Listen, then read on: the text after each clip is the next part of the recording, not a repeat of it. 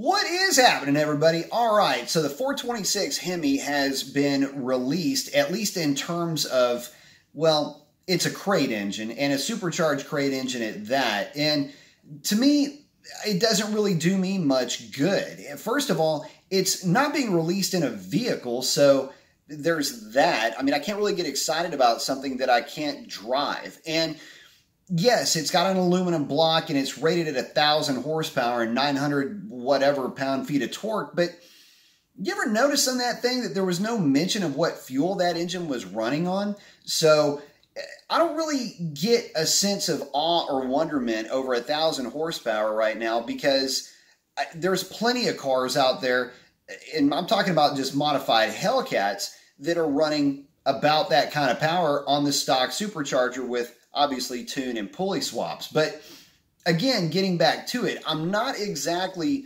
overwhelmed with that particular engine.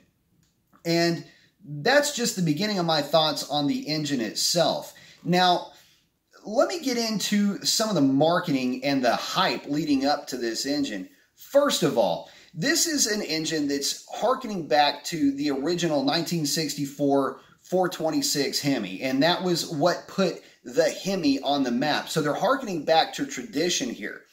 Fantastic, and they should. They've got a solid, rich tradition behind them.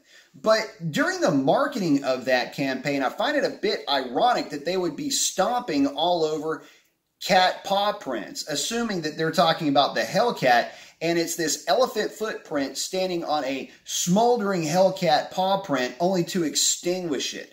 Pretty interesting that they're going after their own brand in that marketing campaign. I found that to be a bit disrespectful, considering that the Hellcat was marketed, and by the way, they wouldn't let you forget it either, as the most powerful production car that has ever been built in terms of American muscle cars.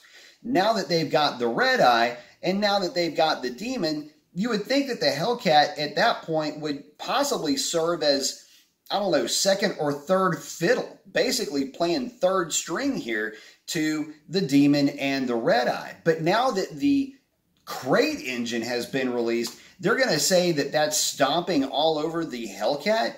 That's stomping all over tradition. That's stomping all over the new history that you needed to put together for yourself to resurrect the brand. And now you're going to go and stomp all over that, literally, in your marketing?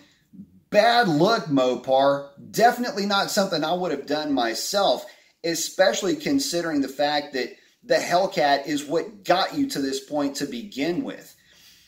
So there's that rant out of the way. But realistically, for me, that took away so much of what I was looking forward to with this engine. I knew it was going to be a crate engine, but the issue is that that crate engine doesn't translate into anything tangible for me. I don't have a project to put that crate engine into, and I don't know the cost of it because that wasn't discussed in their press release either, or the SEMA release, I should say. But suffice it to say that it ain't cheap. Now, if you've got a Hellcat, it might be a viable option, but there again lies a problem.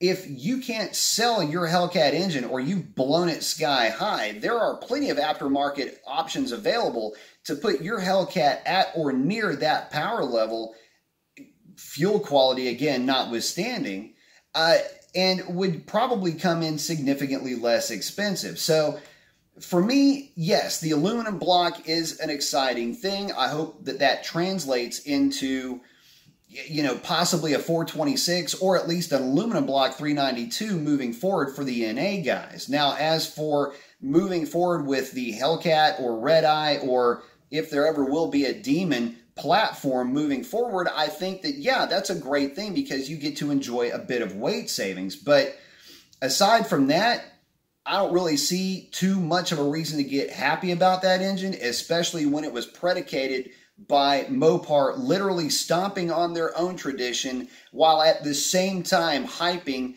the elephant name and the 426 cubic inch displacement as something that they needed to be proud of. And oh yeah, by the way, it's supercharged.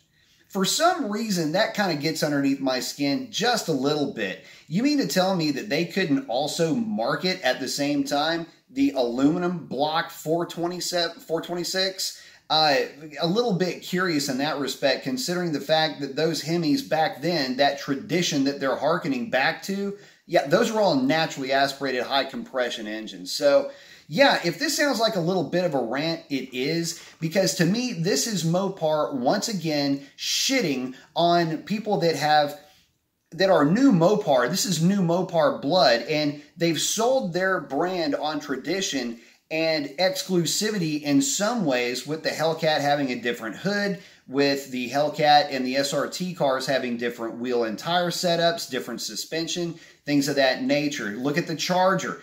Again, same idea. Only now, only 3 years into it, you've got the Hellcat front fascia being offered on V6 cars. You've got the SRT also offered on that same car. You've got, and we're talking about the Challenger here, you've got the Charger, who basically has given up everything but the Hellcat hood to every other trim level that is available.